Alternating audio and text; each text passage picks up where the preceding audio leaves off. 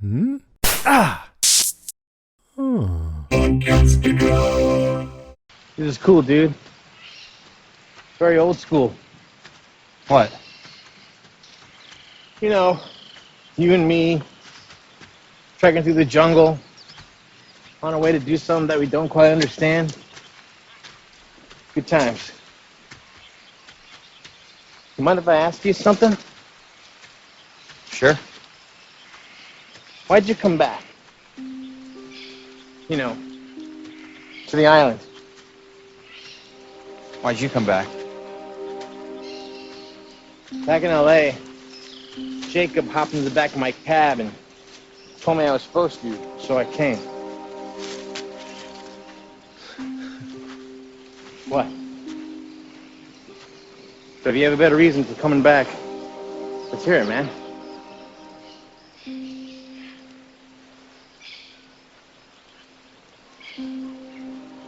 I came back here because I was broken.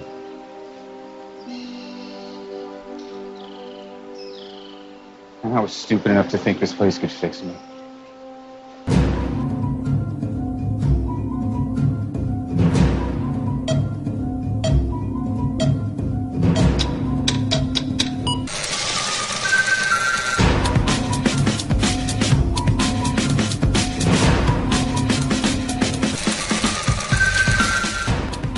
Welcome to another episode of the Revisited Podcast. I'm Ben. And I'm Kristin. Today's episode, we are going to talk about Season 6, Episode 5, Lighthouse. Not The Lighthouse, just Lighthouse. Maybe. Season 6, Episode 5 of Lost. Of Lost? I thought you said Welcome to Lost Revisited. No. Oh. Every Here we episode, are. I thought I nailed it, too. something different. Golly. This is why people work with a script and not off the cuff, just to let you know. You were so close this time. I did so good. You were so close. You know what? If it wasn't a disaster, did we really podcast? This is true. This is very, very true. And I have to say, immediately, a week after we said we're good for the rest of this season, we're not missing a week. We're just coming to you a day late. And $1 short. Yes. A day and a couple hours late. It's fine. It's fine. It's a surprise. Yay, Lost. Well, the funny thing is, too, like I already got a text. I already got an IM from Steve. If you listen to the podcast, you know he's somebody who regularly leaves his voicemails, and he was like, missing my Lost podcast. Hope you guys are well. I was like, we're coming. I was like, we're coming. Just a little late this week. But yeah, we had Father's Day this weekend. So yeah, Kristin was celebrating and with her husband, and it was a busy weekend. Yeah. But and we finally live an hour away from my parents too. So it was nice to be able to like just drive down to my parents' house, and they have a pool, and so we had like an outside barbecue. It was nice. So yeah. I have cat. I'm a cat dad, so they don't do shit for me. You're a cat gentleman. We've discussed this. Yes, cat gentleman. Yes, but you are a cat dad. And I added a new member to my family. You I did. had a brand new puppy. His name is Ranger, and he is a kind of black, kind of dark chocolate lab. Jury's still out on this with us. He is incredibly cute. You did send me the pictures. And he is also a contributing factor as to why we are a day and a half late this weekend. Yeah. I forgot that you don't sleep when there are small beings in the house. It's been a long time since I've had babies or toddlers. It's been a long time since I've had a puppy. So I've been tired. Yeah, I can totally imagine. Ben's hey, you want to record? I'm like, I'd like to sleep. Yeah, I think I texted you. I was like, so are we good for the usual time? And you were like, I forgot. I'm running on no sleep. I forgot. I set the time and the date, and I forgot. And you're the one that forgot. It's all right. It happens. Again, we're not missing the week. We are just a day and a half, technically, late. Yeah. But we'll be back on track for this week. And I got some fun stuff I'm trying to line up. I'm not going to reveal any kind of names or anything like that, but I just tossed my pen across the room. That was an anger toss. Luckily, I have another one. I'm not going to tell anybody. Wow. No, I'm lining up. I'm working on lining up, if all else, if everything happens, a couple guest interviews like we've done in the past with like MC Gainey and such. I'm working on a couple because we want to kind of wrap up this season and the series with a couple special treats if we can make it happen. It'd be nice. Exactly. And if it doesn't happen, we're delightful. Right? I mean, are we not enough for your... We are amazing. So everybody knows. Although the show that we've chosen to do next, it's going to be very difficult to line up those guests if we try. Oh, no, it won't. Because they are still very much in demand. Yeah, no, it won't happen. No, but that's okay. Real quick, before we jump into this episode, did you happen to see who I booked as a guest on my Wilhelm podcast? No. I will tell you. I'm not on socials very often. I know, but your husband is, so I was surprised maybe if he had seen it. And oh yeah, you know what? He does tell me stuff, but no. We have a puppy. True. I posted a clue, an incredibly easy clue on Facebook, and I'll give you the same clue. It was I was like, I'm very happy to welcome this gentleman to the podcast later this month. But however, if this house gets full, I'll just ask him to cut it out. Oh, Dave Coulier. Dave Coulier. I'm amazing. Right? It was a very easy clue. Yeah. No, not if you're not our age. This is also true. But no, it's really cool. He's launching a podcast that's actually a Full House rewatch. Oh, that's awesome. And he's coming on. Will he do Fuller House too? Probably. Yeah, cool. It might be a rewatch of Fuller House as well, since that's already wrapped up.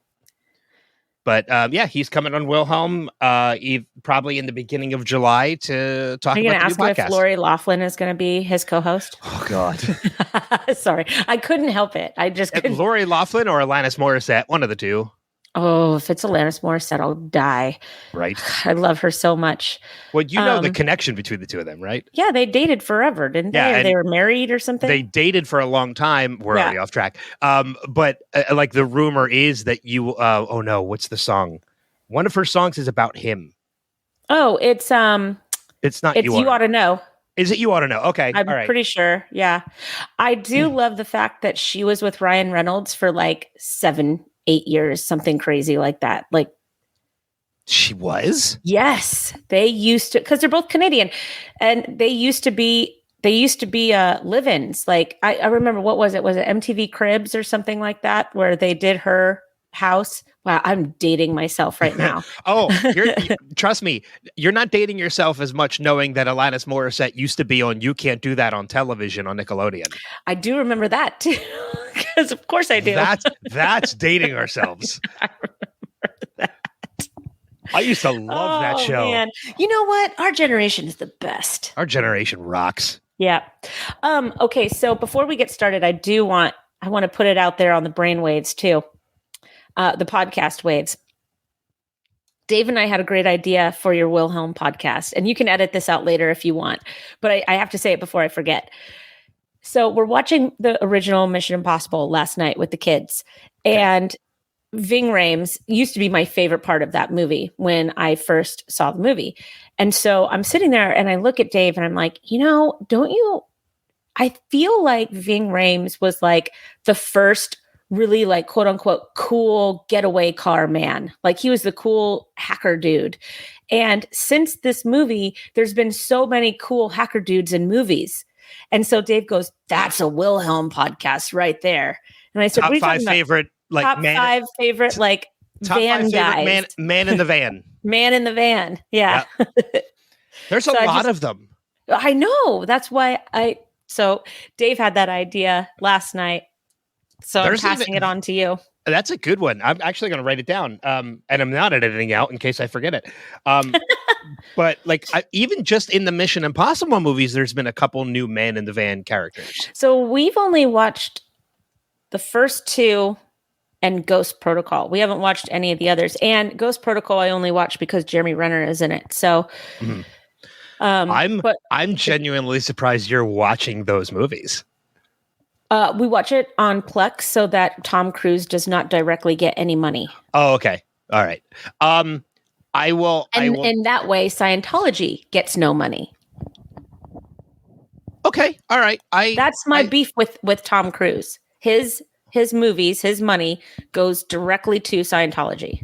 Well, I mean, that's my deal with Hogwarts with Hogwarts as well, because I'm waiting to buy a pre-owned copy so that none of my money goes to J.K. Rowling. But now we're getting, we're getting into politics, and it's Scientology is not politics. It's religion. Evil.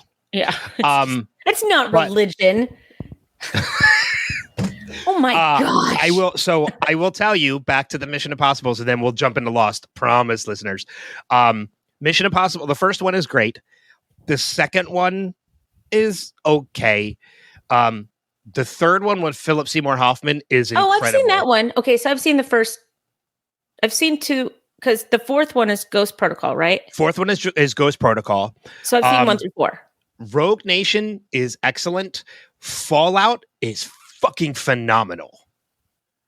Is Jeremy Renner in it?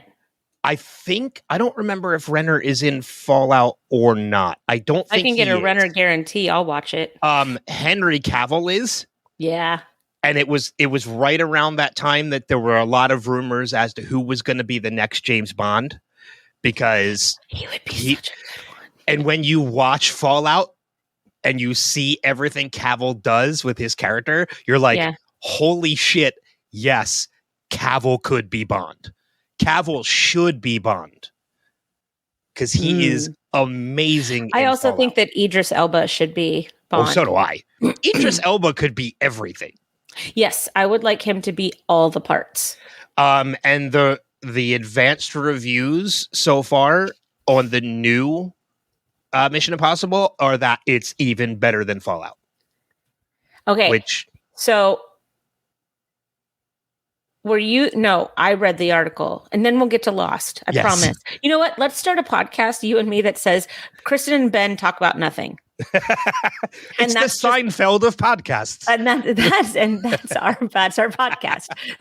Kristin and Ben talk about nothing. And it's just our really bizarre, directionless banter. We really should, and we'll just call it Derailed. Okay, perfect. Yeah. Derailed. Derailed. Lost Revisited After Hours. So I read this article that the Mission Impossible people, Tom Cruise, are trying to get a monopoly on the good theaters, because and have the theaters sign like some sort of an agreement that they're only going to show Mission Impossible, the new Mission Impossible movie, in all of the good theaters, like the Dolbys and the IMAX and stuff like that, instead of Oppenheimer, which comes out within like a week of each other. Ooh. Which is bullshit. Okay. I will say up front, I'm not a huge Christopher Nolan fan. He is very hit or miss for me. Yes, but it's Cillian Murphy. But, well, not only that, Oppenheimer has a phenomenal cast. Everyone's in it. I don't know how you get that many A-list people in a movie. I love Christopher Nolan. Like, I'm the opposite of you.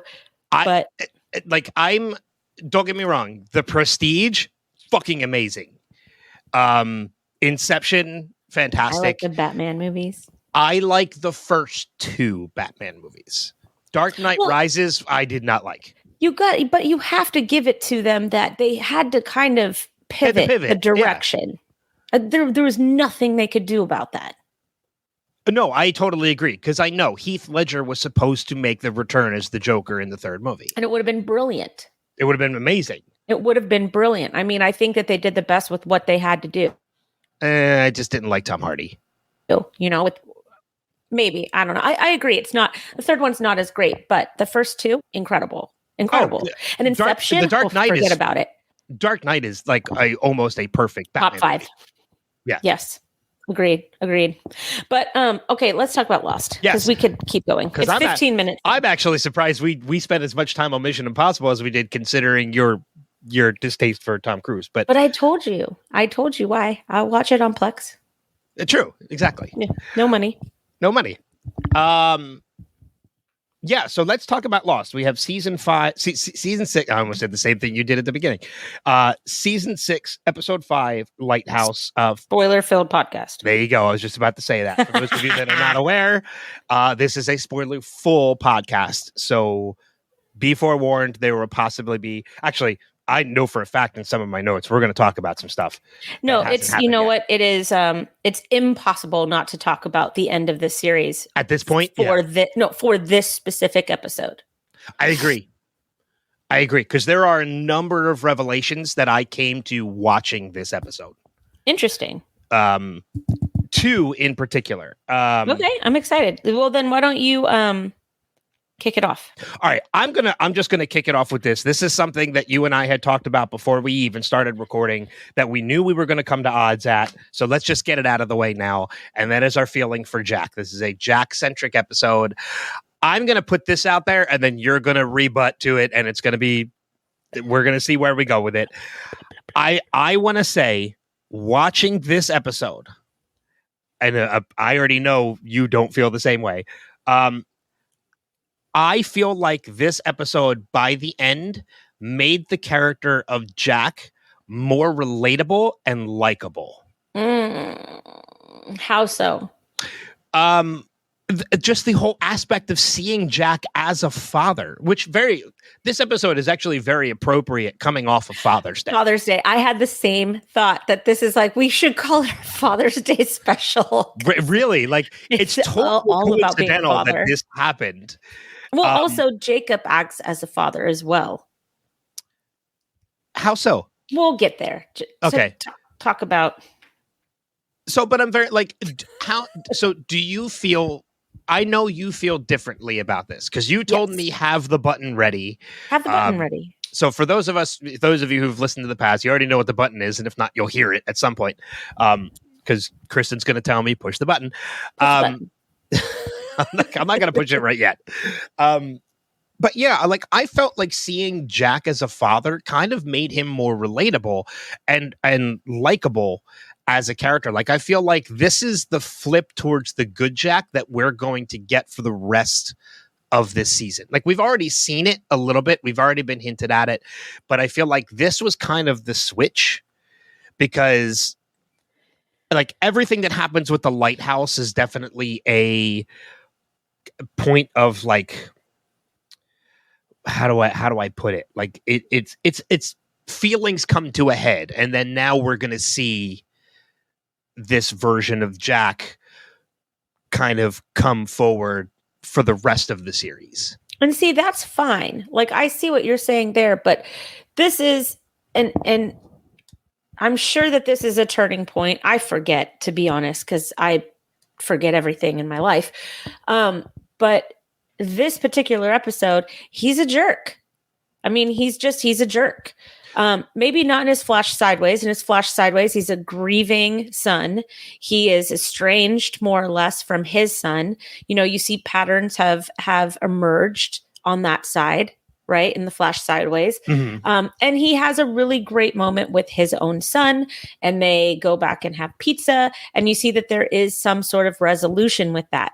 But when you're on the island, he's his usual jerky, very self-obsessed self. I can agree. The way that he pushes around Hurley, just he's so dismissive to him. You know, what does he say to him? Hang on. He said, when they're walking in the woods, and he said, I came back because I was broken and I was stupid enough to think that this place would fix me. And so Hurley tries to have like a moment with him. He's like, dude, I'm sorry, blah, blah, blah. And he goes, how much longer? Where are we going? Or like before when Hurley's just like, hey, we got to go. You know, we can't tell anybody else. We have to go. And he's like, I'm not going anywhere with you, Hurley. It's like, dude, he got you into the temple because he knew what to say. You know, like maybe we start trusting Hurley a little bit. He's not like this dog that you can just kick because you're in a bad mood. And I think that that's how he's treating how Jack is treating Hurley. And then at the end, this is where I wanted the button. He's sitting there and he's at the lighthouse, and Hurley's trying to find 108 degrees, and all these visions are going by. And he goes, go to 23 degrees, and he does it, and it's his house, right? There's like hundreds of names on this wheel, right? And Jack sees his. He's like, what does he want from me? Why does he watching me? Why is it all about me? And then before he asks Hurley, do you want to see what your number looks like? He smashes the fucking lighthouse mirrors. And then he runs away like a petulant child. Push the button. Jack just sucks. There you go. Okay. So I understand everywhere you were coming from with what you just said, with that entire argument, but I do have some counterpoints to some of that. I agree. He is definitely in a different state of mind. He's treating Hurley horrible throughout times of that. But just the fact that Jack even went along for this trip is already showing a different side of Jack, who's maybe a little bit more accepting of the things that are happening. Because the complete old Jack would have never even left that temple. Never even left that temple, because he was the man of science. He would have been like, nope, I don't even believe that Jacob exists. Why am I going to make this trek with you? But the fact that he even follows Hurley on the conversation that Jacob told him to do it shows that Jack has kind of sided a little bit differently, in that he believes in Jacob enough that he followed Hurley on this trip, or even enough that he followed Hurley on this trip. Even if Jacob doesn't exist, he has the faith to follow Hurley because Hurley says this is something that needs to be done. Hurley said, "You have what it takes." And that was a quote that his dad said by saying, "You don't have what it takes." And I think that that's why Jack came. But again, like, that was a quote that Hurley wouldn't know. Yeah, but again, like, the old Jack, that wouldn't have even, like, that would have shaken him, but that would have turned him away from going on the trip. I don't know, because Jack chased his dead father through the jungle in the first season. True. You know what I mean? I have notes on that as well, because I have a very interesting theory on that as well, but we'll get to that. But again, another counterpoint to something that you brought up too is when they're in the lighthouse and he sees his own name. Put yourself in that same situation and you see your name listed on all of these things. Are you not going to want to see what that is? All logic is going to go away, and you are going to want to see. I agree with you on the destroying the lighthouse before Hurley gets to see his name, but he may not have even noticed Hurley's name in there. But he scanned over, he saw Jarrah. Jarrah was on there. We saw Jarrah. Look how big that wheel was. No, there's a chance Jarrah and Shepard are the only two names he recognized. Okay, but also, he needed to get to 108 degrees. We didn't get to see 108 degrees. Like, it was so unbelievably selfish. And like, he's just like, do it right now. And then he grabs a telescope and he starts shattering mirrors. And he's like, bah! Like, he hulks out and then he leaves. But on the other hand, Jacob knew that had to happen. This was a turning point for Jack. Jacob knew in the conversation that Jacob and Hurley have after all of that happens, he knew that's what needed to happen. He knew that's how Jack was going to react, because that was the whole point of the process, was Hurley needed to get Jack there so Jack could see the lighthouse. So Jacob didn't need the lighthouse anymore because he has who he needs on the island. Exactly. Which leads me to one of the two theories that I mentioned I have about this episode. Okay. We've talked a number of times about how Hurley has always been the true guardian of the island. Like, this was always this was always something that needed to happen. I also think that Jack has always also been chosen, not as the guardian, but as the protector of the island. He just needed to be convinced of it, because we know by the end of this, Jack is the one that makes the sacrifice for the sake of the island. I think Jack and Hurley have always been the chosen ones. I think Hurley is the guardian, Jack is the protector. So why would he die then? How can you continue to be the protector of an island? Because the protector is the one that made the sacrifice to protect the island. Don't you think they all kind of made sacrifices, though? They all got on the plane the second time. They did, but not all for the same reason. Kate is only there to find Claire. That's not really it. That's more of a self act. I don't want to say selfless act because it's not about her. It's about Claire. But that's a self act. That's not a for the island act. Saeed was kind of taken against his will back to the island. Ben went back to the island because I think at that point he still felt he was a protector of the island. Yeah. So I think they all had different reasons for it. But Jack, on the other hand, when he mentions that in that conversation with Hurley, like he thought the island would, he was broken. He thought the island would fix him. I think it took this lighthouse moment.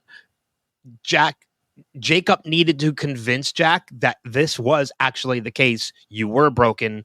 You needed this island to fix you. He broke something else in order to be repaired. He broke the lighthouse. He needed to break something else in order to fix himself. Because we see him in that moment of reflection, sitting on the rock, staring out. He's reflecting on this whole thing.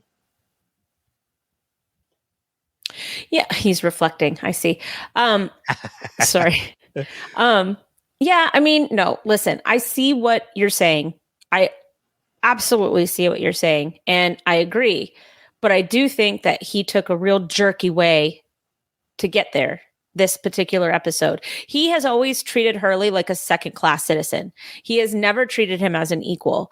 And even them by themselves going through the woods or going through the jungle, like they've been through so much together. There's been 3 years have gone by since they've met. Like these aren't new acquaintances. These are people who know each other very, very well. And he still treats them the way that he does. I just don't think that it's right. I think that it just proves that at the heart of it, Jack's an asshole.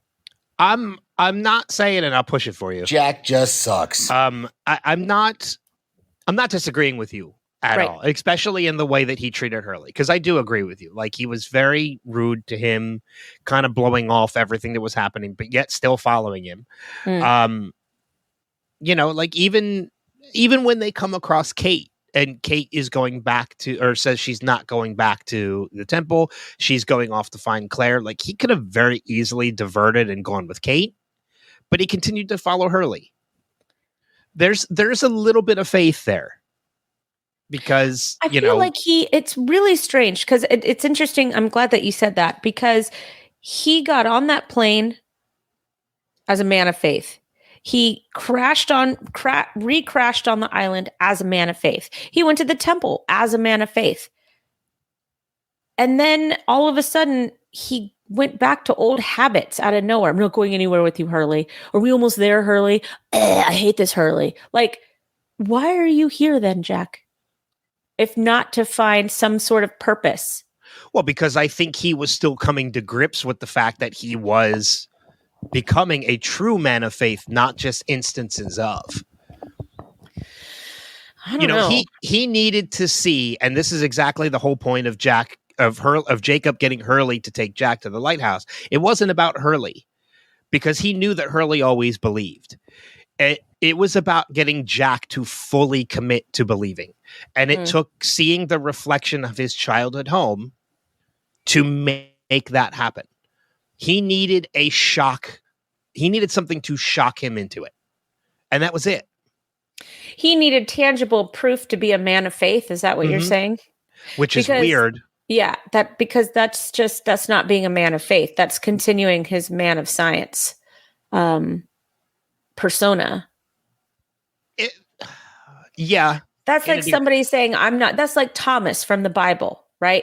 And we could probably say that Jack is most like Thomas, a doubting Thomas, right? He's not going to believe that Jesus is resurrected unless he has tangible proof that Jesus is in front of him, because just believing what the other disciples were telling him wasn't enough. He had to touch the wounds. He had to sit there and talk to the resurrected Jesus, that's not a man of faith, right? That's why you call them a doubting Thomas, because that's somebody who only has faith if they see tangible evidence. That's something completely different. Which is also interesting too, because out of this whole thing, Jacob has been on the journey with him, but Hurley's the only one that can see. Right. Well, Hurley's always been able to see dead people, and maybe that gift was given to him in anticipation of this moment, right? Because he's not scared when he sees dead people. He's like, "Oh, you died too? Cool. When did you die? How did you die?" Yeah. So I don't know. I think it's just been it's a very different opinion that we have, which I actually really appreciate, that we have a complete difference of opinion. Not complete, but we share differences of opinion on Jack in this particular episode, because it very rarely happens or has happened in our coverage of this show. We're usually mostly in agreement, right, about our opinions on Jack, because they fluctuate very often throughout the 90 plus episodes we've done of this show. And it's actually very comforting that this time around we kind of see it a little bit differently. Yeah. Because I like Flash Sideways Jack a lot better than I like Island Jack in this episode. I do too. And if I had an issue with any shepherd in the Flash Sideways, it's actually his mother. Yes, me too. Yeah. For one particular reason, I had a huge issue with his mom in this episode, in the fact that she called Jack over to search for the will when he had David visiting him. Yeah. Like, David even says, like, we see each other like once a month. Let's just, make the best of what this is. His mom has to know that. So why would you pull them apart? Like, why would you ask Jack to come over during that very little time he has with David, when that is something that could have waited a day or two? Maybe she knew that he was trying out for that piano thing. How would she know if Jack didn't? Because she could talk to David's mom. That's okay. That's also true. But I mean, because remember, he was close to his grandfather because he was crying at the funeral and he was really upset and sad. Yeah. But I mean, at the same time, why wouldn't you tell your son that his son, why wouldn't Mrs. Shepherd, because I don't know her first name, tell Jack that his son David was a piano prodigy and had this huge thing that was happening that day? And because I don't think she knew. And maybe you should go and secretly watch it. Well, because I don't think she knew. So then the entire Shepherd family sucks. Well, I mean, I don't know. I don't agree with that. I think this is something that David was keeping to himself, because, as he mentions in that conversation, which, by the way, the conversation with David and Jack at the end, I actually started getting a little emotional. I did too. It was because that's the kind of stuff that you want your dad to say to you. Yeah. If you're estranged from your dad, which I am. Right. In my own personal life, I am. Right. Have been for a very long time. Right. You have your cats. You're fine. I'm a cat gentleman. It's fine.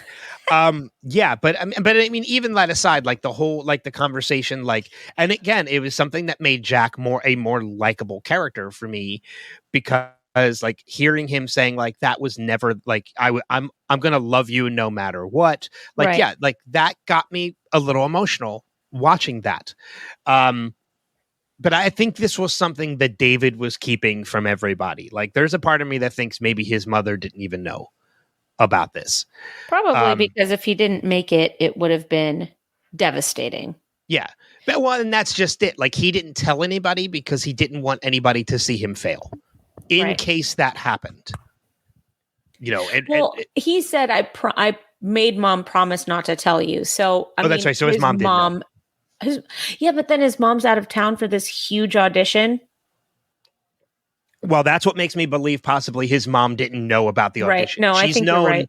She's known that he's been a piano player, but she probably did not know about this audition. Because you're right. She would have been there for that. Yes, 100%. Especially if she's known all this time about him being this great piano player, she would have been there to support him. Right. So I don't think anybody except David knew about this audition. Right. No, I think you're right. Right. But again, like getting back to Jack's mother, like this looking for the will could have waited a day or two, especially after the conversation that she has with Jack about like, when Jack says, well, I was petrified of my own father. And she says, well, maybe your son is petrified of you. Well, then why are you pulling him away from him? That's why I was saying the entire Shepherd family sucks. Yeah. Like Jack, Christian, and Mrs. Shepherd. Like I don't think you can lump Jack into this because you can see Jack legitimately trying. No. Yes, absolutely. I'm just saying, like, up until this point, like they're just so self-absorbed in their own nonsense. Well, I think you're also Jack's shaken out of it. I think you're also tying real life Jack into this Flash Sideways Shepherd family. Right. I think if you look at the Flash Sideways Jack, I don't think he can be lumped into the Shepherd family sucking because I think he's legitimately trying. You can see him like, yes, he was late picking up David, but he's trying to connect with him. He hooks up the cable in his bedroom so that he can watch the Red Sox, which we know throughout the course of this series, the Red Sox is something it's a connection that he had with his father. So he's using that as a connection with David. David is the one that's kind of shutting Jack out with this one. Because Jack had a Red Sox connection with his dad doesn't mean that they have a Red Sox connection. It could mean that he thinks that there's a Red Sox connection and that's the way he's going to connect to his son because that's the way he connected to his father. True. But again, in that instance, with him using that or at least attempting to use that, he's still making an attempt to connect to his son. Maybe. It's David that's kind of shutting him out. Well, of course he's shutting him out. I mean, he's an absent father in David's eyes.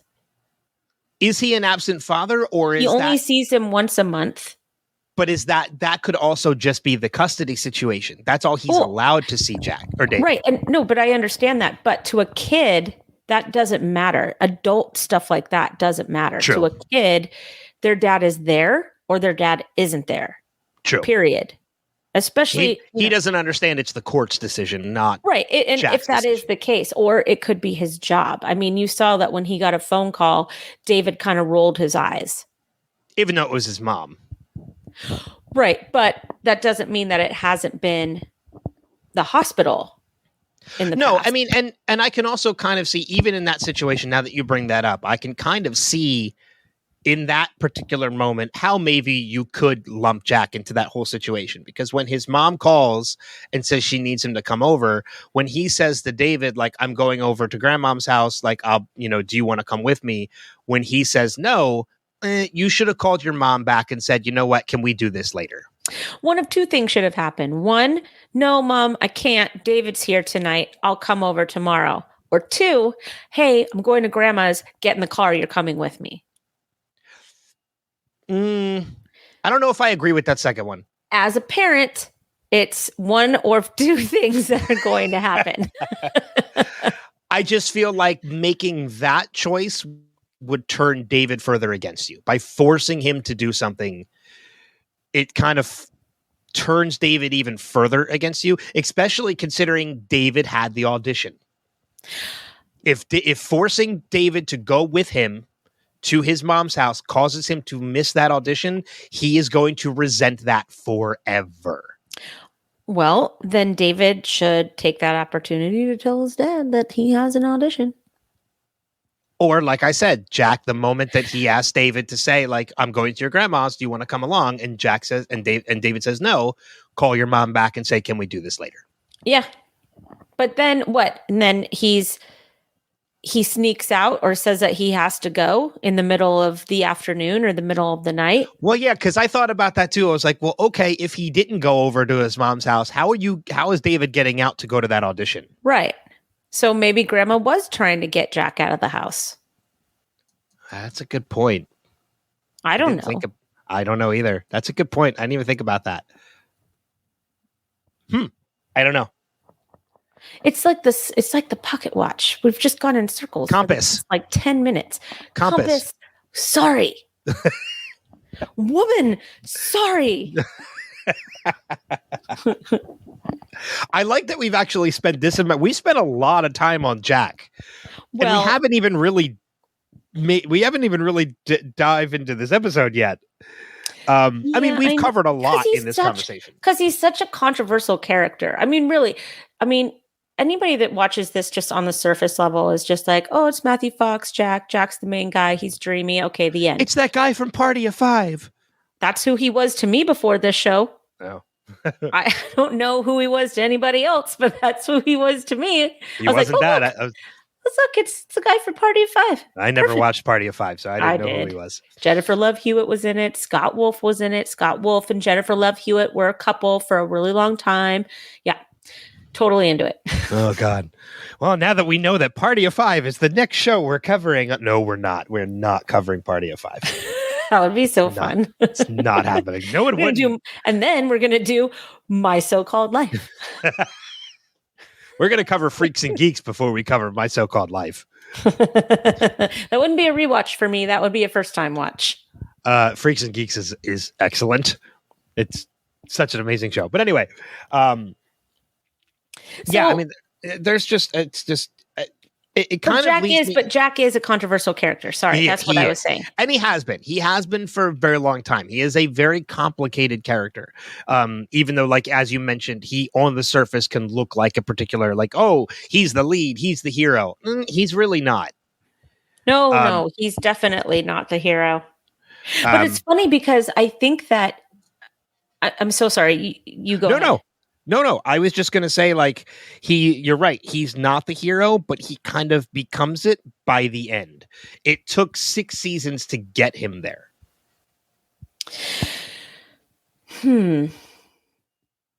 Again, he's the one that makes the sacrifice. Kind of like Bran the Broken. Blech, sorry.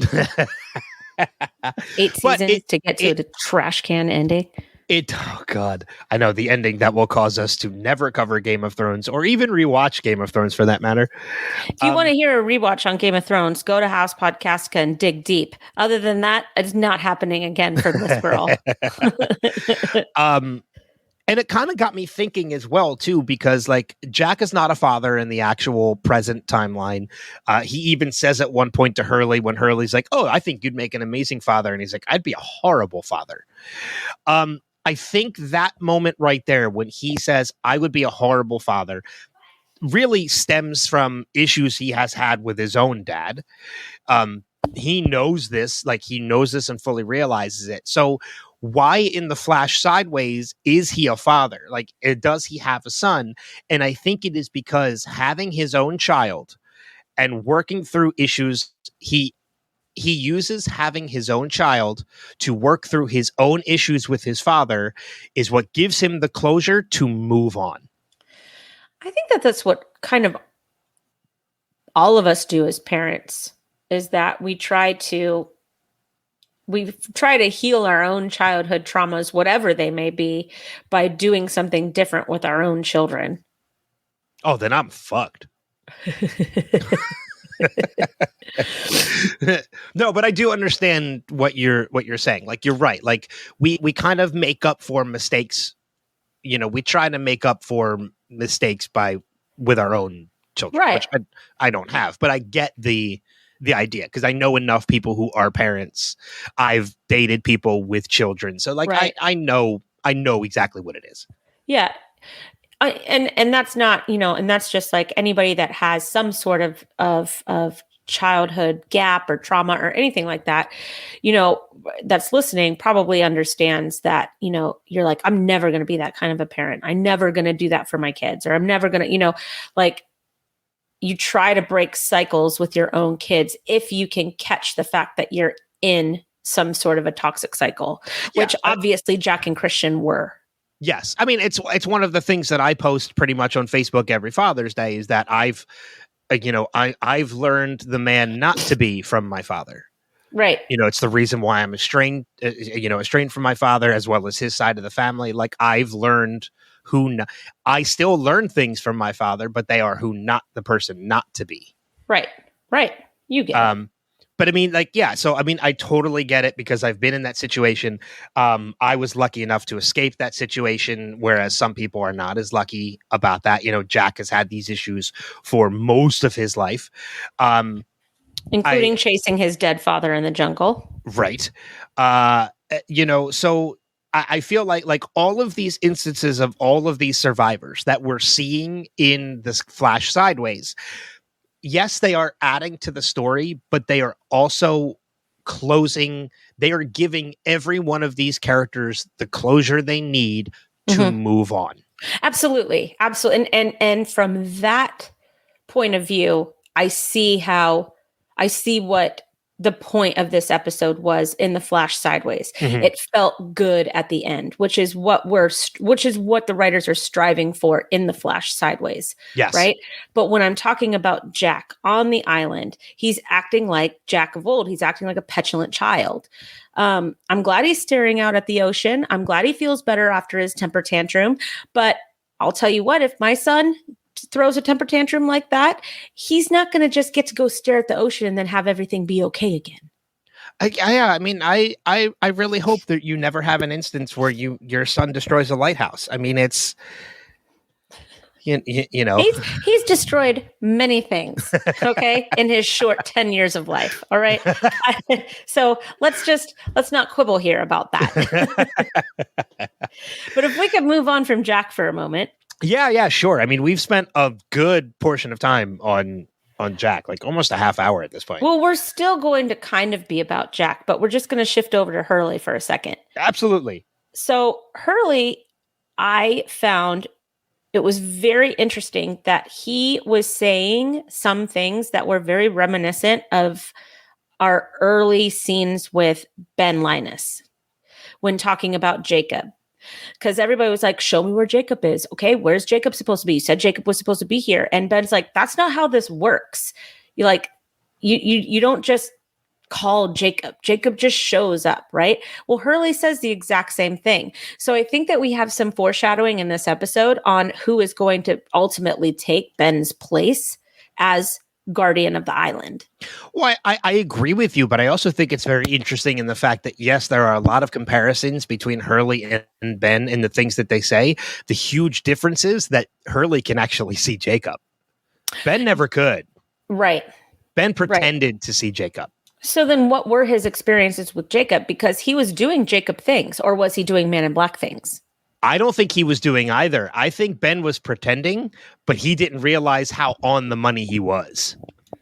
But see, in the last episode, one of the last lines that he says is, "I did a good job," right? I want to know, or something like that, to the effect of, "I did a good job, right, for the island." And Hurley's like, "Yeah, you did a good job." Okay, well, then Ben was working towards something. He was working towards doing things that were for the greater good of the island. Oh, I never had a doubt that Ben wasn't doing anything for like, I always believed everything Ben did, he felt was in the protection of the island, for the good of the island. But who was he working for? Was he working for Jacob, or was he working for the Man in Black? I think he was working for Jacob. But then how could he summon the smoke monster? I think that Ben believed he was working for Jacob. But it was the Man in Black. But he was being manipulated by the Man in Black. And that's evidenced by the fact that Jacob would never presented himself to Ben. Yes. Because it's interesting to me because he knows about Jacob. He knows the powerful name of Jacob, right? I mean, that's like, you could say Jacob to like a native or one of the hostiles or whatever you call them, right? And all of a sudden, just saying the name Jacob opens up doors, so to speak, on the island. Mm-hmm. So as does apparently saying, "I'm a candidate." That was awesome. Right. That was awesome. Because Hurley is just so cute because he's like, he doesn't want to say it. And Jacob's like, say it. Say you're a candidate. Which, by the way, I have a translation for what Dogan says to Hurley. Oh, good. What was it? But we'll get to it. Okay. I'm so excited about that. By the way. I'm like, tell me now. Hurley, I think he showed unbelievable patience with Jack. I mean, taking that jungle walk with Jack, like, I would have killed him. halfway through. I or just at least, would have. or at least like turned around and said something to him, like, "Dude, chill out." And said, like, dude, shut up. Like, what else are you going to do today other than eat that mango? Like, come on, let's go. Yeah. Let's go for a walk. You know, it looks like you need a walk, buddy. So Hurley follows a map on his arm that leads to what looks like an omega symbol. Was that an omega symbol or was that just a rune? I think it's just a rune. I don't know if it was an omega signal or symbol. Because it had like the circle at the top plus the two tails on either end, but I couldn't tell if it was connected or not in between to make a full circle. I can actually tell you because I screenshotted it. It is not an omega symbol. It is just a rune. Because I was thinking, omega means the end. You know, like I wonder if this is like where he's supposed to go because it's the end of his journey. So that sucks. It's funny because I actually, as I watch the episodes, I'm always taking screenshots of particular scenes because I have to create the cover art for the podcast. And that was actually one of the scenes that I screenshotted. So I just went and looked at. I already chose which one I'm using, and it's not that one. So I went back and looked at some of the other ones, and I saw that one. I'm like, nope, not an omega. Okay. Well, I'm glad that we all thought that. I'm glad that we both thought that it could be an omega symbol. Yeah. It means that we know our Greek letters. We're so smart. But yeah, like, and it's also interesting to me too that by the end of this, like the roles kind of flip between Jack and Hurley because, you know, Hurley's the one that's going on faith. He's taking Jack along on this journey. For the main objective that Hurley doesn't know, the main objective is to get Jack to the lighthouse so that he can kind of come crashing down, literally in breaking the lighthouse, so that he could have this revelation. Mm-hmm. Whereas at the same time, when Hurley has that final conversation with Jacob, Hurley is kind of in shock because the point for Hurley was to get Hurley and Jack away from the temple because somebody's coming and there's no saving them.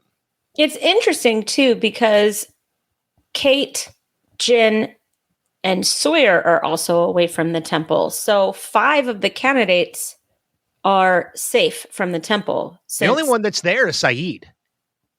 Yeah, that's true. But Jin is also on his way to the temple. With Claire. True. Yeah. However, we don't know what's going to happen because with that, Notlock shows up. We'll talk about that when that comes up. That's not John. That's my friend. That's my friend. The minute she said that, I was like, oh yeah, I remember this. Yep. It's so weird. I love it so much. Yeah. It's funny because I'm thinking of like I'm watching this episode and I'm like, oh, like Claire's the new Rousseau, and I'm like, no, she's actually not, because Rousseau was not crazy. Like Rousseau was just a survivor. I mean, she was crazy, but she was crazy from being a survivor.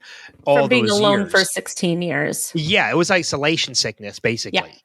Yeah. Whereas Claire has whatever she's been touched by the man in black. Not and that branding looked like the same branding that they did to Saeed's chest. I missed branding. What branding? When she said they branded me. Oh. And she shows her arm, and it's the same kind of shape that it was on Saeed's chest when they did the test on him. So she's been to the temple. Yes. Okay. I think that she's been to the temple, and I think that they tried to drown out the darkness probably as well, and they tested her. I think that they did exactly what they did to Saeed to Claire. Except I don't understand the poking with needles thing, because that didn't happen unless it was like acupuncture or something. Maybe. Well, but I also don't think they put her in the water either, because when they did it to Saeed, Saeed died. That's true. Well, maybe sometimes they don't die. Okay, that's also true. But then the water also got murky with Saeed. I don't know if that would have ever happened. That water probably still would have been murky if they had done it with Claire. But I think that the water's murky because Jacob died. Okay. That's a good point. You're right. Because Jacob was the one that was keeping the water purified. Right. And without Jacob. Oh, that's right. Because the water was already murky before they put Saeed in it. Right. Because they came in and they're like, this has never been like this before. Well, then if Well, then that also leads me to believe that they never put Claire in the water, because then why wouldn't it have worked? Because Jacob scratched her name off as a candidate because she became a mother. So you think that would have just Jacob would have just then ignored it and allowed Claire to become touched by this darkness? Probably. All right, fair enough. I don't know. I'm just let's say, for argument's sake, that's what he did. That he only protects candidates. That he only protects worries and cares about candidates. Because if he did care about other people other than the candidates, Boone would still be alive. Shannon would still be alive. Echo would still be alive. Shut up. I'm sorry. To anybody watching the video version of this, it's so funny that anytime either one of us says that name, we just automatically look off camera to make sure our devices are not picking up. But I have two devices within earshot of that name, so like they could have. It's always a crapshoot as to which one heard me first, either the one in the kitchen or the one in the bathroom. Right. I don't need a bathroom Alexa. I do for music.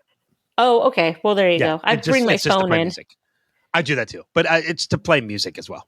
I get that. Anyway. So don't you think, though, if that Jacob cared about everybody the way that he cares about the candidates, right, then all of those other survivors wouldn't have died. He would have found a way to save them, especially Echo. So once the name is scratched off, then it doesn't, you're no longer under Jacob's protection. Anything can happen to you. I mean, I don't know, but let's say that that's true. It would at least make sense on why Claire wasn't affected by the spring or anything like that, if that's what happened to her. Yeah, I can see that. Yeah, I mean, the stuff, hopefully we're going to find out more about that with Claire. There's a lot about the Claire storyline that I don't remember, other than the fact that she basically went Amazonian.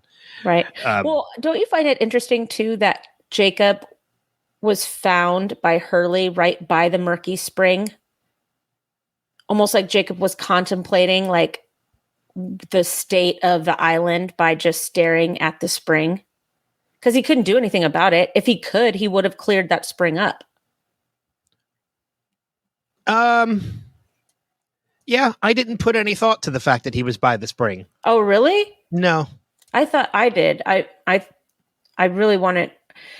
I didn't have time to take like a little deep wiki dive or anything like that. But I just kind of took that as in that was the area where Hurley was alone, so that's where he approached him. But he didn't approach him. Hurley found him. He was sitting by the spring with his back to Hurley. Well, I mean, that calls, so like, again, like, okay, I see where you're coming from with it. I just kind of took it as in like, that's where he went to meet Hurley, because that's where they would be alone. Because you know that these showrunners don't do anything without having a specific reason why. Maybe he was testing the pH levels of the spring. Okay.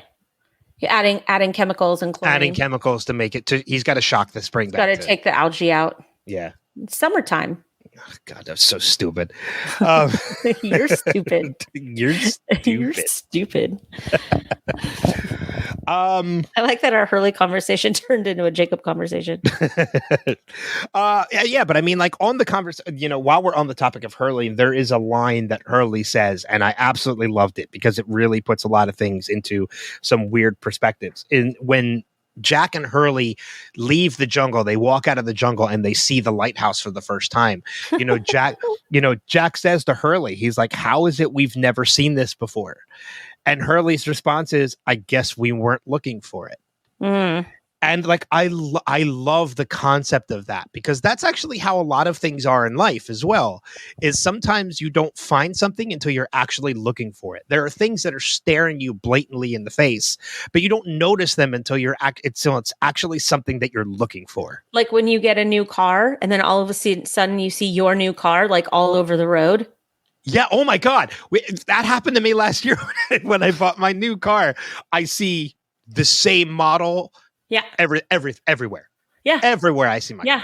We got a Subaru Outback, and I love the Subaru Outback so much, but I always see Subaru Forester, Subaru Crosstrek, like all of the other Subarus on the road. The minute I got that Outback, all of a sudden, every other car was an Outback. Yeah, I'm the same way. Like when I bought my Altima, like I see freaking Nissan Altimas everywhere now. Yeah, right. They're everywhere. So that's a good example of like you don't see it until you know that you see it. Until it's something that's in your mind that you're consciously or even unconsciously subconsciously looking for, you don't really notice it. Although I did have the same notes that Jack did with that one. Oh, Which look, one? a lighthouse nobody's ever seen before. Well, I was the same way. Like when you finally see the lighthouse, It's like, huge. how did they never see? Like they noticed a 1-footed statue. Right. But they never noticed a lighthouse like on this island. And I was the same. I was like, how did they never notice it? And then Hurley says the line, like, maybe we were never looking for it. And I'm like, all right, fair enough. Like, I guess that's the answer to the question. See, it would have been good if Jack was like, all right. Guess you're right, Hurley. Yeah. I guess I'm just along for the ride. Here we go. But that, yeah, like I love that moment. You know, again, like it's such a it's not a throwaway line, but it's such a disposable line. And like I guess we weren't looking for it. That you're kind of like, I think it's more because it comes from Hurley than anybody else. That when he says that, you're like, oh, all right, Sure. that's it. Yep. Like that's it. So I don't know. Well. I have not been crossing off any of my notes as we've been going. Did you ever get what piece that David was playing? I think it's something but from Chopin. Do we know the title or the meaning of it? Because I feel like we should know that. That's a good question. Let me see. Because I have what Dogan says pulled up, but let me see if there's anything in that note of, let's see. Outside of the conservatory, let's see. David has an audition for Williams Conservatory. Welcome. Oh, that's interesting. Didn't see that before. The Williams Conservatory, there's a sign outside that says "Welcome all candidates." Oh my gosh! When Jack shows up, no, it does not say what. At least not in this where I'm reading. It does not say what he was playing. But it looks like if it's anything, if it's according to the sheet music that was on David's desk, it's a fantasy impromptu by Chopin. Because I would assume the sheet music that Jack sees on his desk is exactly what he was practicing for this audition. If I look that up, I wonder what we would see. Fantasy impromptu. Well, that's probably a synonym for flash sideways. Fantasy Impromptu was a solo piano composition. It was composed in 1834 and published. And it was published. How do you say that word? Posthumously. Yeah, posthumously in 1885, despite Chopin's instruction that none of his unpublished manuscripts were to be published. So it is a piece of music that was published after Chopin had died. Interesting. So that kind of fits a little bit. So everything, and that's why I wanted to know, because everything is on purpose. That's why I know that Jacob sitting at the spring was on purpose. Okay, fair enough. I totally take your word for it. But I'm glad you mentioned that. So I looked that up because I didn't put that together. But yeah, now seeing that is a piece of music by Chopin that was published after Chopin had died. So another clue what the flash sideways truly is. Right. Including Jack's appendectomy scar at the beginning of the episode. That was amazing. Yeah. That was amazing. And then during that same episode, they go back to the site of his appendectomy. Oh, that's right. They did it in the caves. Yeah. That's right. I didn't think about that too. I forgot that happened in the caves. Yep. Let's talk about the caves for a minute while we're there. Yeah, I love it. You know, This is the most like distracted we've been. Like squirrel, squirrel, squirrel, squirrel. I need that for the soundboard. Squirrel. Squirrel. Oh God, that's getting added to the soundboard. I gotta write that down. Oh, great. That's gonna get some use. So yeah, I mean, I kind of found it laughable, but in a great way, how Hurley is just so comfortable with those two skeletons in there now. Because I think I remember like he kind of freaked out when he saw them in there before, but this time he's literally leaning right next to them, like, oh, I wonder if this is us. I just love it that he's like, what if this is us? And like we died, and then like here we are, but these are our bodies. And you're just like, dude, his mind is way open to any possibility now. And he's so comfortable with it. Like it doesn't bother him at all. He's leaning against the cave where he's literally just an inch away from these two skeletons. Yeah. Talking about how they could potentially be them. Right. And doesn't phase him at all. Like he's just like, oh, like, yeah, this is what it is now. Like this is our lives. But this is a totally new Hurley too, because this isn't what Hurley was like. Like seriously, probably pre-taxi ride. He completely changed after that taxi ride with Jacob. Yeah. He's just going with it now. Since returning to the island. Yeah. Like he feels like he has a purpose, and now he's just going along with it. That's true. He is the most comfortable on the island since returning. Like he loved being a cook. He pretty much weirdly united Miles and Pierre Chang. I still love that moment in the van. Oh, I wish that we got more of that. Needed to be longer.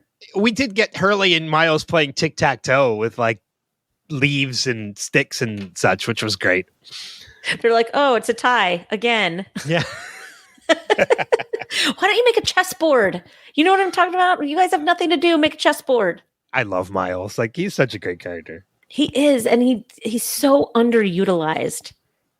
Yeah. Cause I don't think we got a lot of him in this season. God, I love Miles. I love Miles so much. I actually, you know what? No, I'm not squirreling this. Okay. Let's stay on target.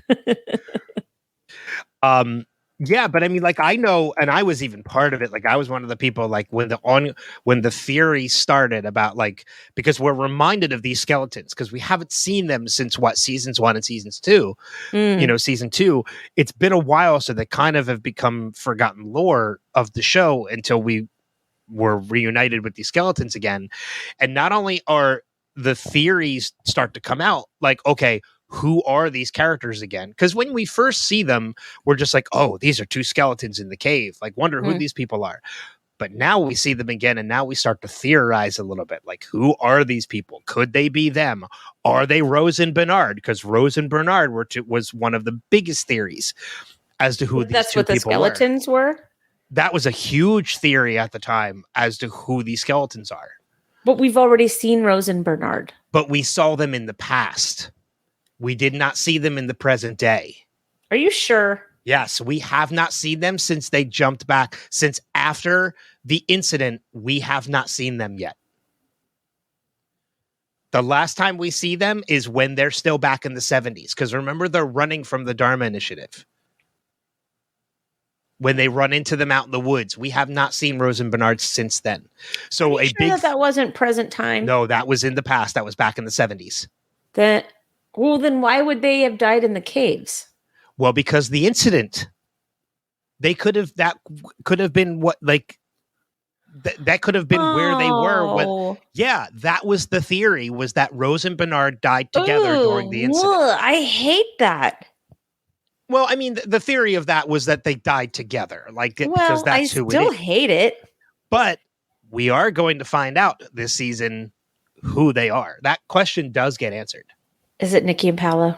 No. God, I wish. Are they covered in spider bites? No. Spoiler. It's the Man in Black. It's the Man in Black. I really have no memory of It's the Man in Black and his mother. Aha. We are going to find that out, I think, within the next couple episodes. Okay, good. Yeah. I love the episode where it's all flashback of Jacob and the man in black and his Well, I mom. think that's when we find out. That's one of my all-time favorite episodes because Yeah. it completely lifts you out of what's going on and you just kind of immerse yourself in the lore of the island, and it's awesome.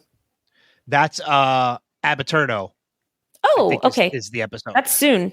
Yeah, because that's the Richard Alpert's arrival to the island, his immortality, and his alliance with Jacob are revealed, plus details about the purpose of the island and the relationship between Jacob and the smoke monster. Yeah. That is episode 9. So we are about 4 episodes away from that. Oh, let's go. Let's get it done. Let's get it done. But yeah, I mean, so while we're on the caves too, I found it very interesting that we are reminded that Christian, that's where the coffin ended up, which I find it weird. How did a coffin end up in a cave? Okay, but can we also talk about the fact that we are reminded also that coffin was empty? Well, that's what I was getting to. And John's coffin was not. Well, because that makes me wonder, because we do know that the man in black was the one that took the form of Christian Shepherd. So did he take the form of Christian Shepherd, or did he actually walk in Christian Shepherd?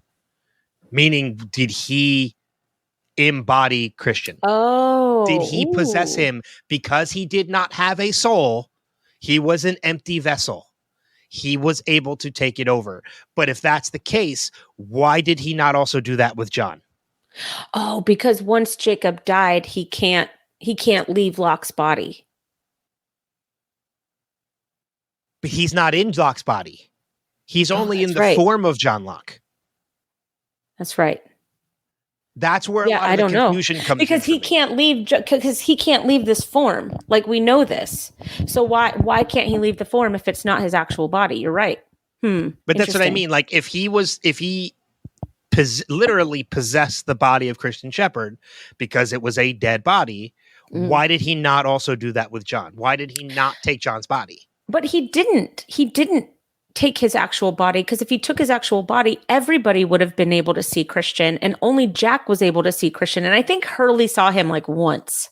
So do you think maybe he just took the form of Christian, but the body of Christian Shepherd is still just missing? Like he flew out of the coffin or something? Or the man in black hid it so that he could be, so that nobody would question the fact that he was playing as Christian? I don't know. I mean, because look at the issues that are happening now. Like, if you see, now that he's in the form of John Locke, the issue is that now that they know John Locke's body is there, they know that he's not John Locke. But if that happened back when he took the form of Christian Shepherd, but then you found the body of Christian Shepherd, you would know that's not Christian Shepherd. You know what I mean? Yeah. There's still a little confusion when it comes to Christian's it's like the man body. of science, man of faith thing, right? It's Jack's need for tangible evidence. Yes. So of course he would have to hide or get rid of or somehow have Christian's body disappear, because Jack would never believe that was his dad if he walking through the jungle if he could go back and see the body. Yes. Okay. Yeah, that's the point I was getting at. Like, the body had to be hidden. I see what you're saying. Yeah. Yeah. So maybe he's in the bottom of the ocean. He's fish food. Well, which also kind of explains the fact that, as I mentioned, how did a coffin get into a cave? Like, it's not going to fall out of a plane into a cave. It had to be brought into the cave. In there because Jack said that he busted that coffin. He busted the coffin when he realized his dad wasn't in it. If I remember correctly, he finds the coffin in the cave. So how did it get there is what you're saying. That's what I mean. Like, it had to have been brought into the cave and then the body hidden. I feel like you need to go back and watch that episode. I'm going to make a note of that. Just to maybe confirm our suspicions. Yeah. About everything. So, again, we're going back to season 1 with this. So it's been a while. Right. So if we forget, apologies. Let me see. I'm looking. All right. So while, I'll just bring it up now since I already have it up. Do you want to know what Dogan says? I do. It's actually kind of funny. Because it's interesting. We see Dogen in the Flash sideways as well. That was nice. I love that actor. I'll take any of that actor. Oh God, Bullet Train, so freaking good. So good. I love that movie so much. Ooh, we should do a Showtime on Bullet Train. Oh, I'm for that. Yeah, let's do that. I'm absolutely for that. So when I tell you the translation, picture the scene again, and it makes it all the more humorous. Because if you remember correctly, just to kind of repaint the scene, Hurley says the whole, I'm a candidate. I can do what I want. Like, you know, it is what it is. Dogen speaks all these words in Japanese. I believe Japanese or Korean. Turns away in kind of a huff. Hurley says, what did he say? And Jacob says, you don't want to know. So what Dogen says to him is, you are lucky that you are protected, because if you were not protected, I would cut your head off.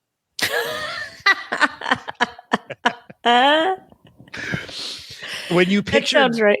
When you picture Dogen saying these words kind of like in a huff, turning around and saying this, it makes the scene a little bit more humorous. Yeah. I love.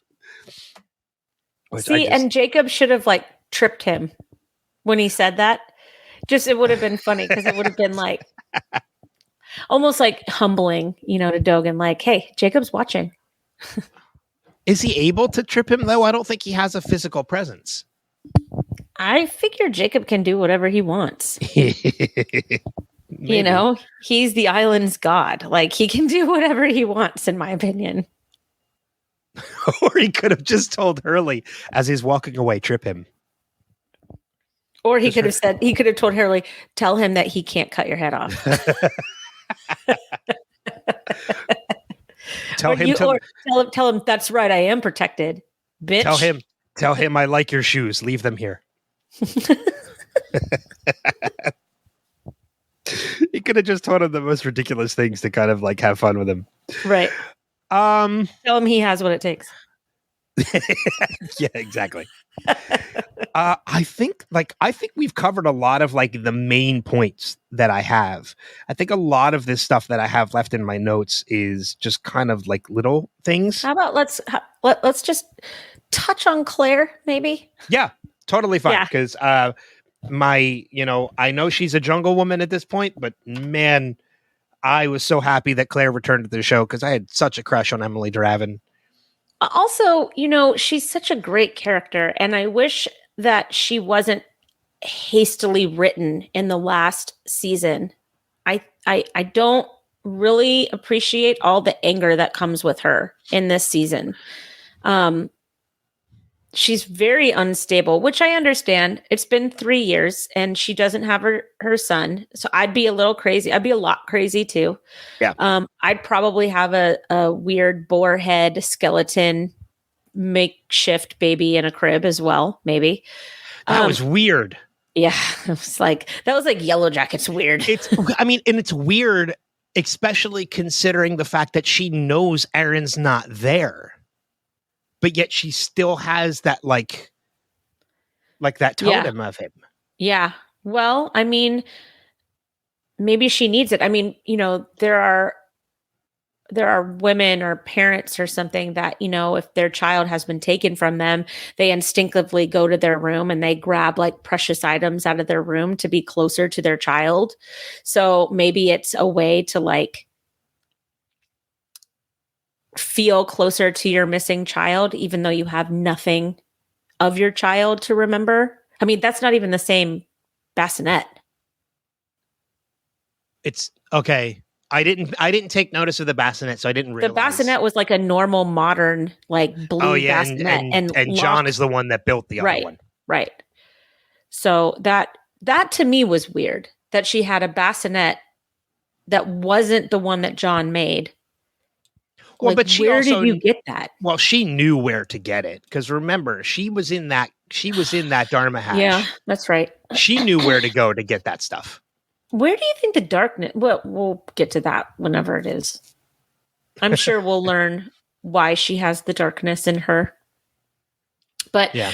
we really see how savage Claire has become when she kills that dude Ooh. with the axe. Flat out murders that dude. Because I have that without feeling.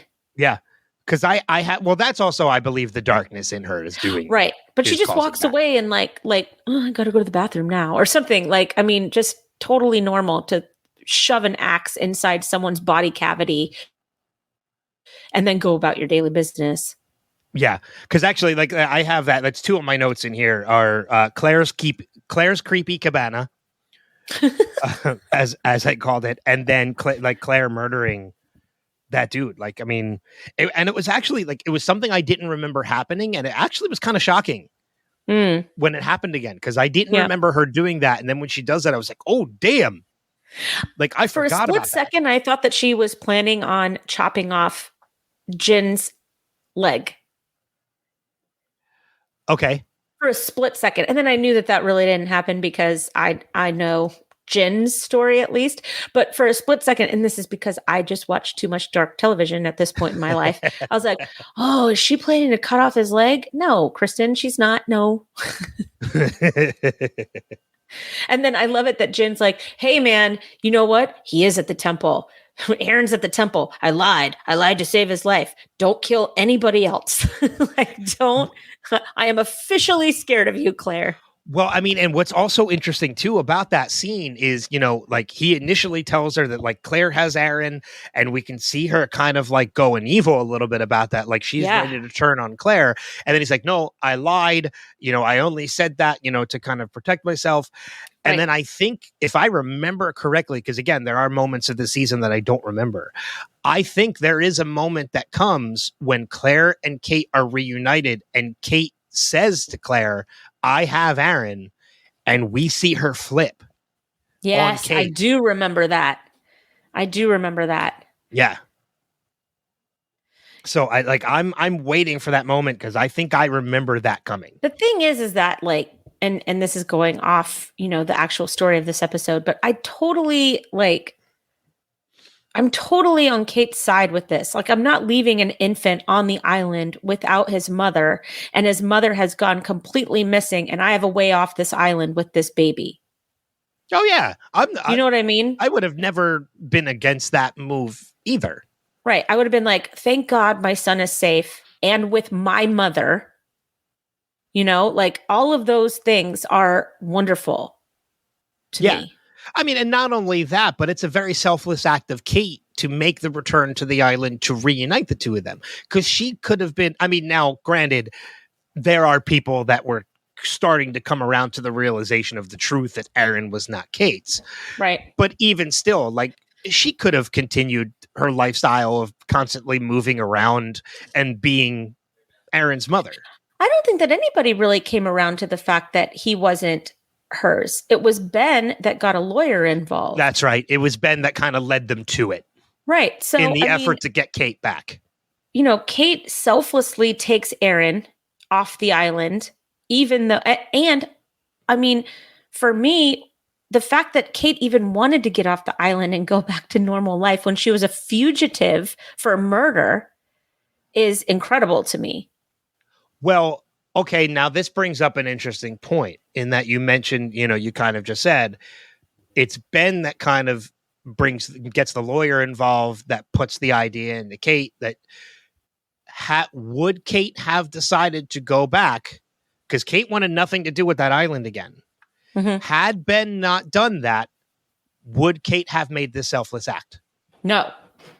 Yeah. Okay. We're in agreement there. No, absolutely not. Because she was firmly in her life, she had the 10 years probation. She had a good life. She was raising Aaron. Like everything she had a routine. Her life was stable, probably for the first time ever.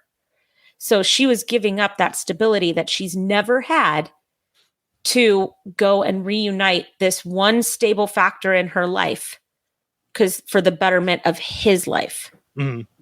Like that, there's Kate is a very admirable character, like a really admirable character.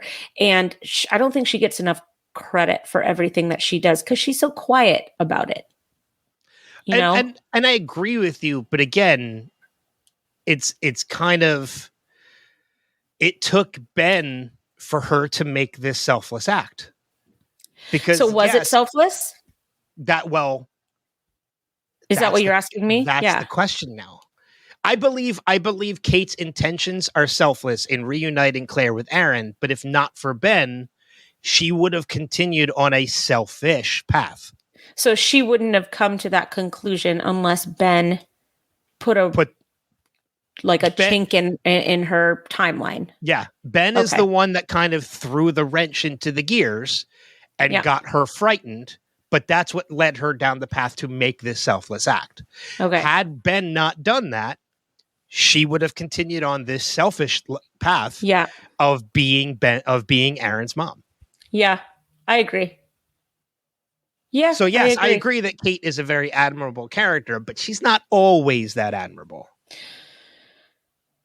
Yeah. I still think her initially leaving the island was ballsy. Oh, I completely agree with you there. And taking Aaron with her. Yeah. Because I think if Claire and Aaron were not characters in this and Aaron was not a factor, she would have never left. No, she would have been like, nah, we're good. Sawyer, you and I are going to stay here. And then Juliet and Sawyer would have never gotten together and it would have been sad. Well, who knows? That's true. You never know. That's true. Because Freckles could have got on Sawyer's nerves. Only other note I have on Claire is Claire being in the will. In the Flash sideways. The will that was so easy to find. Right? It was on the bookshelf. She didn't even need Jack to find that will. Jack didn't even need to be there. She found it on her own. Uh-huh. Right. You know, but I also find it interesting too in that moment that it kind of feels like, and tell me if you came to this realization as well, the huge difference between the present day and the Flash sideways, other than the fact that they got trapped on an island, is it seems like they still had the funeral even without the body. And they seem to have had it without Jack, because Jack wasn't there to see his son upset, how upset he was without. Or he just didn't notice it. Oh, you know what? No, there was a funeral while he was trying to recover Christian's body at the airport. Remember? Okay, so Jack missed all these people waiting. Oh, okay. So Jack, he missed the funeral trying to recover the body. Yep. Okay. We're amazingly smart when we put our brain together. Yeah. Only stuff I have now is kind of just little notes. I don't know if you have any other major points you kind of want to get to or cover. Notlock shows up. Jin lies to Claire. Jack tracks down David. They find Kate. Do you want a drink? No, I'm good. Good for you. I thought that was interesting just because, you know, we've seen in the present day, Jack has a major alcohol issue at some point. Yeah, go ahead. But he turns down alcohol when his mother offers it to him. Well, because that's his redemption arc, right? Yes. So he wouldn't be drinking if he is on his redemption arc. Yes. Or exactly. Completion arc, whatever. Did you notice that Jack's hair on the island looked like he had just gotten out of the shower like the whole episode? Okay, good. There's one moment in the beginning of the episode when you see him at the temple and his hair is all slicked back and I'm like, Jack could have played freaking Elvis. Yeah. I'm like, what's with all the grease? Is it water? Because the rest of him is bone dry, but his hair is completely wet or greasy or something. Like, dude needs a shower. I don't know what's going on with his hair, but it was definitely noticeable. Jack's doing his best impression of the king. He's got Ross Geller hair. Oh, it's wet. It's good. And there's someone grease. Is coming. It's some kind of grease. So Jacob says, someone is coming to the island. I need you to help them find it. So that was a ruse? I believe, that was a ruse. Because if you actually look at the names on it, which we have done in the past before, and 108 has always been a number you've asked me to look up. 108 is a name of Wallace. For the 100th, let's see. Like David Wallace. Holy shit. I never noticed that. Get the hell out of here. Okay, well, Sorry. say it out loud. Lighthouse is the 108th episode of the show. Wow. Never even picked up on that. Interesting. That's These showrunners are very smart. God, that's so freaking smart. I love it. I hope people actually listen to our last season coverage of this because I love the last season. I love the whole series, to tell you the truth. Like the whole show. That's why we started this, of course. But like doing this deep dive just gives me a deeper love for Lost. Even when we like have all these questions, I call them puzzle shows. I love puzzle shows. I love it when a show keeps me on my toes. And I feel like Lost accomplished that every single season. Oh yeah. And I'm fully on board, and we'll talk about this more as we get to the series finale too. But like, I'm fully on board because I know it was a big point of contention with people, is that people were disappointed that not every question was answered. I'm okay with that. Yeah. Like, it leads us to have these conversations about like theories and things like that. And even the showrunners have said like, well, in real life, you don't always get the answers to all your questions. Right. You know, I'm totally on board for that. Right. You know, it's one of the reasons why I think people are still talking about this show is because there are still theories that are being put out there about this stuff. Yeah. And it's not that it was a bad last season. It's not like it was Dexter or How I Met Your Mother. You know, it was just people were aggravated that there were more questions than answers at the end. Okay, well, that seems to be the norm now, all these years later. Yeah. You just hated it with this show because it was the first show to do it. Right. And then it was groundbreaking. Different. Yeah, it was different. But here we are, like, you know, however many years later, and it's still awesome. So Wallace is a surname of Scottish origin, meaning Welsh. Charles Wallace was a character in A Wrinkle in Time series of children's books. He was a psychic child in stories about time and space travel, changing the past, series of might have been events, turning point events battles between the powers of good and evil, a large evil cloud called the Black Thing. In the movie, it's referenced as the Darkness, and an evil intelligence called It, who controls people's minds. And I've recently read A Wrinkle in Time, and I should have remembered that because they call him Charles Wallace the whole book. He's never Charles. He's always Charles Wallace when he's written.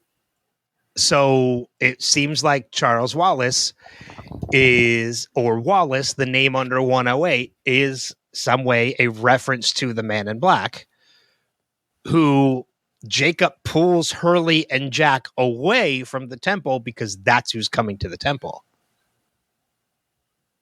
Not the island. That's who's going to the temple. I love it. I love it. I love it. See, I love stuff like that. So many freaking references. Yeah. And I love all the literary references because we should have a book list. We've talked about this before, but we should have a book list. On that note, there is a book referenced in this episode that is in my notes. And that's not A Wrinkle in Time? No, it's the Annotated Alice. Oh, yeah. Which are the stories of Alice in Wonderland and Behind the Looking Glass. In which we've gotten a number of references to that. I mean, shit, that's how we end this podcast is, you know, we'll see further down the rabbit hole. Right. You know, we've gotten there's an episode called The White Rabbit. You know, there's been a number of episodes that are references to Alice in Wonderland. And now this is the book that he is reading is the Annotated Alice. Is the Jabberwock in there? The Jabberwock, I think, is in Behind the Looking Glass. Okay. I don't think that's a character in Alice in Wonderland. Okay. I remember they made a movie of the Jabberwock or the Jabberwocky when I was a kid. I was like 9 or 10 years old. I have a memory of being in the mountains on a family vacation. And it was like, you know, the Sunday night family movie or something, you know, like that. But I remember there was a movie called The Jabberwock or the Jabberwocky. I've never seen it since.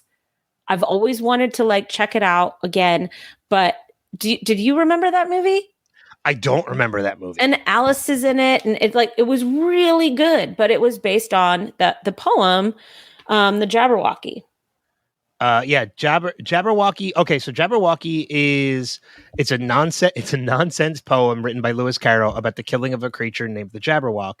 It was included in his 1871 novel Through the Looking Glass. So not Beyond the Looking Glass, Through the Looking Glass.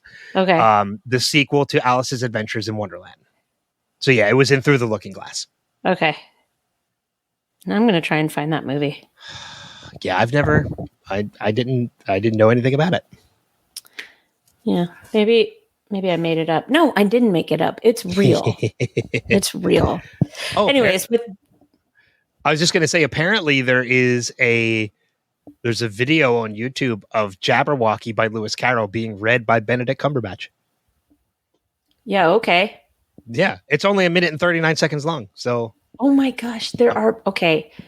I just looked out my window and there is a bird mounting another bird. I have never seen bird sex before, and it's weird.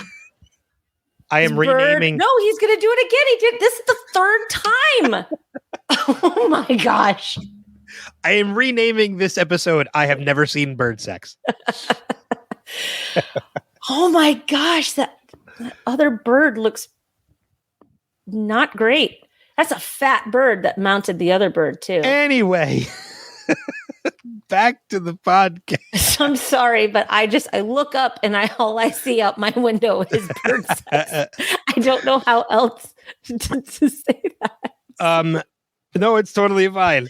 The only two notes I have left are it was a great moment watching Jack walk in and watch David perform, which led to that great emotional conversation that they have at the end. And Jack seeing the reflection of his home in the lighthouse.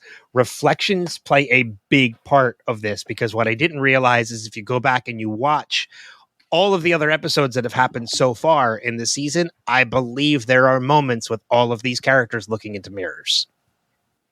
Oh yeah. This episode starts with Jack looking at the mirror. So, any other final notes on your end? I have nothing. Okay. But I have lots of extra notes that I took of things to do after this recording. Fair enough. Yeah.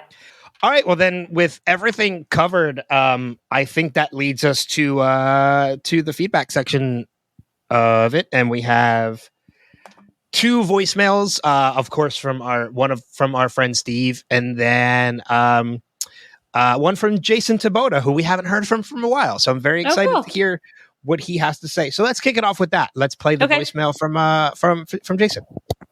Hi, Ben and Kristin. This is Jason in San Jose. It's been a long time since I've added any feedback for the podcast. I've been wanting to add my feedback for season 6, but since I never know when you're going to be recording, and I'm not even sure when you guys know when you'll be recording, sorry, I haven't managed to send anything in for a long time. Before getting to the Lighthouse episode, I wanted to talk about mirrors or reflections. Ever since the episode Through the Looking Glass, Lost has been mirroring itself. Seasons 3 and 4 mirror each other with the Freighter folk. Seasons 2 and 5 mirror each other with the Dharma Initiative. And seasons 1 and 6 mirror each other in many ways with our main characters. And just thinking of the character-centric episodes, those also pretty much follow what happened in season 1. With the pilot and LAX being multi-centric, the next episode being Kate-centric, and then Locke, and then Jack, and then finally with the fake out with Sundown. So I was thinking that was going to be a Sun episode, but nope. And thinking of season 6, I think it's really important on a rewatch podcast to talk about exactly what the Flash Sideways is and important clues that come up before the reveal towards the end of the season. So not trying to spoil anything by talking about that this was a place that they created to find each other before moving on in the afterlife. In LAX, one of my favorite lines is Rose telling Jack that it's okay to let go while she's looking at his grip on the airplane seat. But you can also look at that as her telling him that it's okay to let go and accept his death and have that ability to connect with the other characters that are slowly waking up. But that is in the latter half of the season. But it's nice to see that there was clues of it in the first episode of the season. So back to the mirror theme. I love all of the mirror moments that happen in each of the episodes in season 6. In LAX, Jack on the plane is looking at his neck in the mirror. In What Kate Does, Kate is looking at herself in the mirror in the car shop. In The Substitute, there's a moment when Locke can see himself in the round mirror while he's in the tub. And in the episode The Lighthouse, there are so many mirror moments. First, Jack observing his appendix scar in the mirror. Also back on the island, Jack sees his reflection in the pond near the temple. Back in the Flash Sideways, you can see Jack's reflection on the window while he's talking on the phone. And finally, there's a reflection of David as he's playing the piano in the piano cover while he's at the recital. And thinking of the character of David, is he just a reflection of Jack? And then the most obvious of all is all of the mirrors in the lighthouse. It was really cool seeing all the things in those mirrors. In addition to Jack's childhood home, you could see the temple where Jin and Sun got married. And man, Jack's stubbornness was on full display in this episode when he started breaking those mirrors. Insert Jack just sucks here. Yeah, I can remember on my first watch being so frustrated with him breaking all those mirrors. And I was really hoping that the lighthouse and the temple would have more to play in the island's mythology. But I guess not. Anyway, I wanted to mention all those mirror moments and keep an eye out for other mirror moments in each of the episodes in season 6. There are plenty more to come. And that's all I have for now. This has been Jason in San Jose. Namaste. Thanks, Jason. That was great.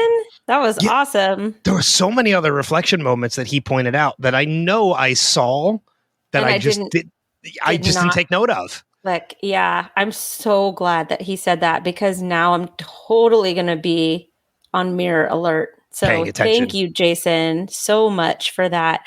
And thank you for sending in the feedback. And I'm so sorry that we've been so inconsistent with when we record. I'm so sorry. I know that must be frustrating for anybody that actually wants to keep along with the podcast. So for that, I'm sorry, because it is mostly my fault most of the time. So I've been to blame a couple times. Like nowhere near as much as me. But that also leaves, thank you again, Jason, for that great feedback, and keep them coming, because we're only a day and a half late this time. We're not missing the week. So promise, just keep them coming and we'll keep playing. But that also leads us to, of course, a voicemail from our friend Steve Brown. Yay. Hello, Ben and Kristin. This is Steve. And I just realized I'm cutting it kind of close this week, so I need to get this one for the Lighthouse done. Well, I guess it's just Lighthouse.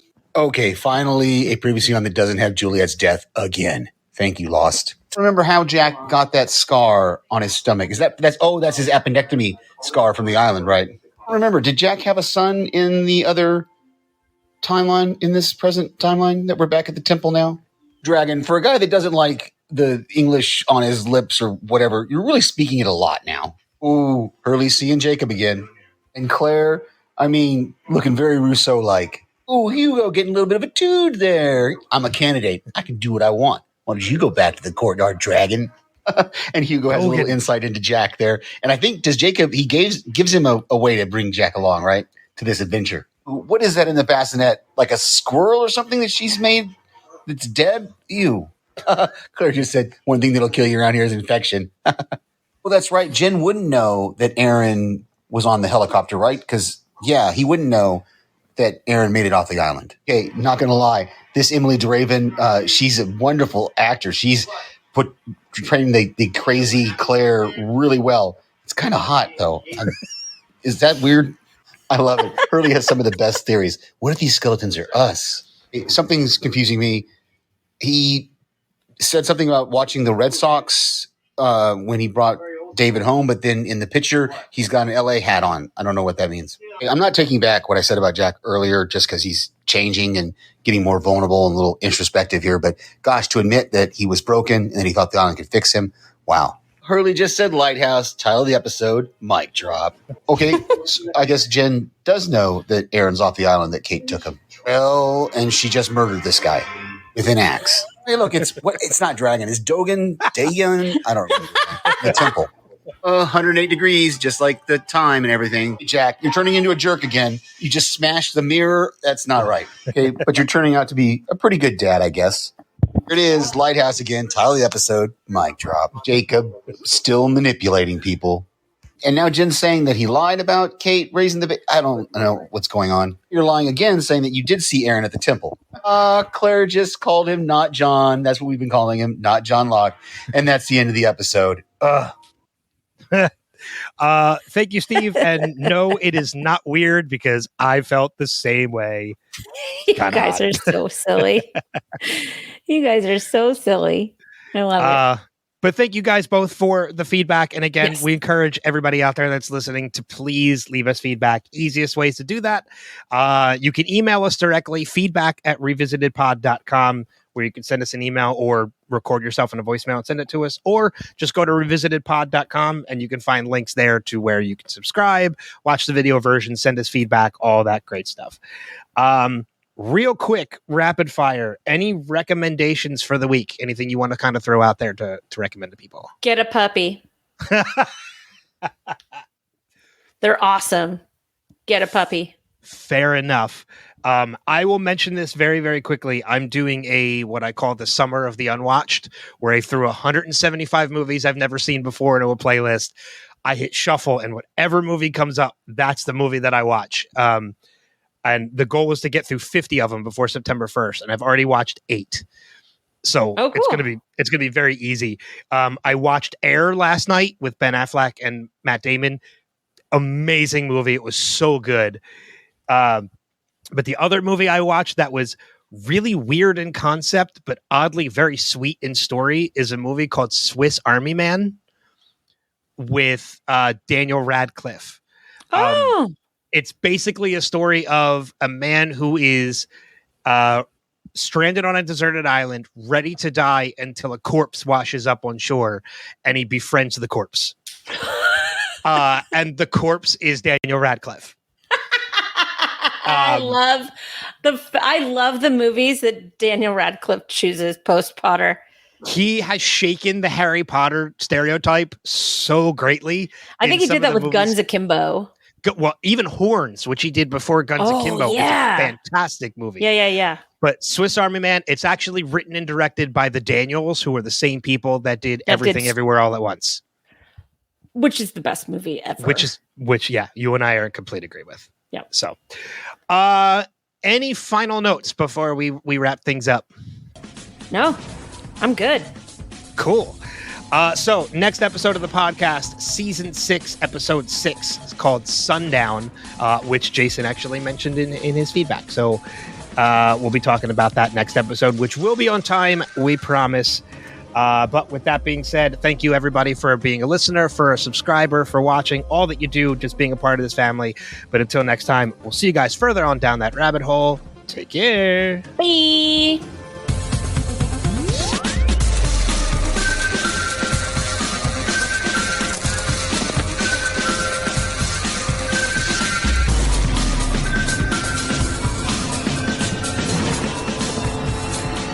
We have to go back, Kate.